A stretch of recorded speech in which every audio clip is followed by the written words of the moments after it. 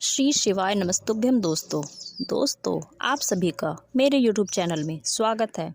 दोस्तों, क्या हमारा भाग्य पहले से ही निर्धारित होता है या कर दिया जाता है, या क्या भाग्य का लेखा कभी नहीं मिटता, या जो हमारे भाग्य में लिखा होता है वही हमें मिलता है? तो दोस्तों, चलिए इस विषय में विस्तार से जानते हैं। दोस्तों, शास्त्रों के अनुसार देखा जाए तो सचमुच हमारे भाग्य में जो लिखा होता है वही हमें मिलता है।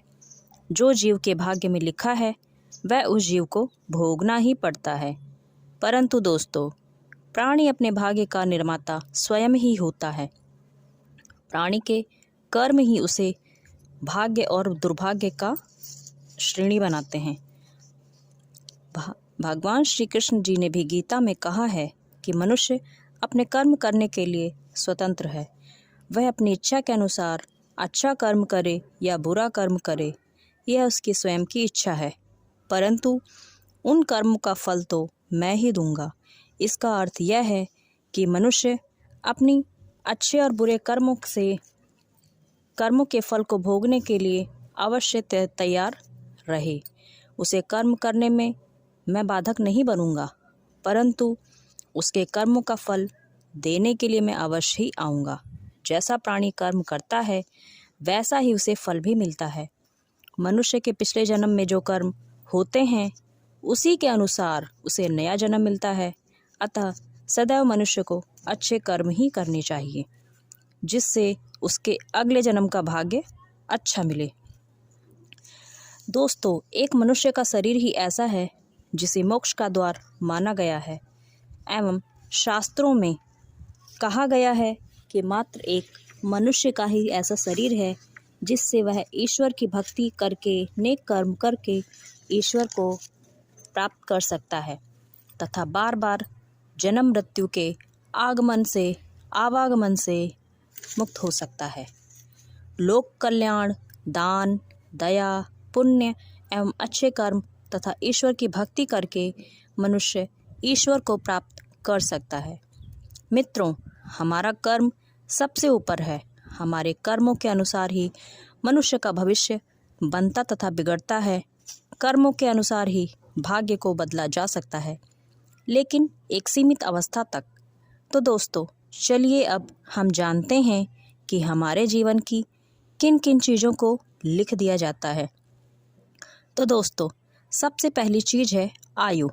दोस्तों, मनुष्य की आयु का निर्धारण उसके जन्म के समय ही हो जाता है। कुछ लोग बहुत अधिक उम्र तक जीवित रहते हैं तथा कुछ लोग बहुत ही छोटी आयु में ही मृत्यु को प्राप्त कर लेते हैं। इस संसार में आए हुए हर प्राणी, जीव जंतु सभी की आयु पहले से ही तय होती है। दूसरी है विद्या अर्थात ज्ञान। मनुष्य की विद्या या बुद्धि भी पहले से ही निर्धारित हो जाती है। कुछ लोग बहुत अधिक बुद्धिमान होते हैं तो कोई बुद्धिहीन, कोई सामान्य बुद्धि का होता है, आदि आदि। दोस्तों, इस संसार में आने से पहले मनुष्य के ज्ञान के बारे में निर्धारण पहले से ही ईश्वर कर देते हैं कि वह कितना विद्वान होगा, कितना अज्ञानी होगा, बुद्धिमान होगा, बुद्धिहीन होगा, आदि आदि। दोस्तों, तीसरा है कर्म। दोस्तों, मनुष्य अपने पिछले जन्म के कर्मों के अनुसार ही अगले जन्म को प्राप्त करता है। इसीलिए व्यक्ति अपने पिछले जन्म में किए गए कर्मों के अनुसार ही सुख एवं दुख भोगता है। किसी के जीवन में सुख ही सुख होता है तो किसी के जीवन में दुख ही दुख होता है, और किसी का जीवन उतार चढ़ाव से भरा होता है, अर्थात किसी किसी का जीवन सामान्य होता है। हमारा जीवन हम अपने प्रारब्ध के अनुसार ही प्राप्त करते हैं। दोस्तों, चौथा है धन संपत्ति। व्यक्ति को अपने जीवन काल में कितनी संपत्ति मिलेगी, यह सब पहले से ही तय होता है। किसी के जीवन में अपार धन संपत्ति होती है और उसकी आने वाली पीढ़ी के लिए भी पर्याप्त होती है, तो कोई अपने जीवन भर के केवल कमाने और खाने भर का ही धन इकट्ठा कर पाता है। किसी को अकस्मात धन संपत्ति प्राप्त हो जाती है तो किसी को पूर्वजों के द्वारा बिना मेहनत के ही अनगिनत संपत्ति प्राप्त हो जाती है। वर्तमान समय में जिन्हें हम धन संपत्ति से परिपूर्ण देख रहे हैं, उन्होंने पिछले जन्म में अवश्य ही दान, परोपकार तथा अच्छे कर्म किए थे, तथा जो गरीबी में जी रहे हैं, उन्होंने पिछले जन्म में कुछ गलत कर्म किए थे, जिसके कारण उन्हें ऐसा करना पड़ रहा है, ऐसा भोगना पड़ रहा है। मित्रों, प्रकृति हमें कोई भी चीज़ मुफ्त में नहीं देती है, किंतु यह भी सच है कि दोस्तों, जो हम प्रकृति को देते हैं, प्रकृति उसका कई गुना करके हमें अवश्य लौटाती है। यह 100% सच है। कहने का तात्पर्य यह है, जो भी हमने दान किया है, चाहे वह अन्न हो, धन हो, ज्ञान हो, प्रकृति वही हमें कई गुना करके अवश्य लौटाती है। दोस्तों, 5वां है विवाह।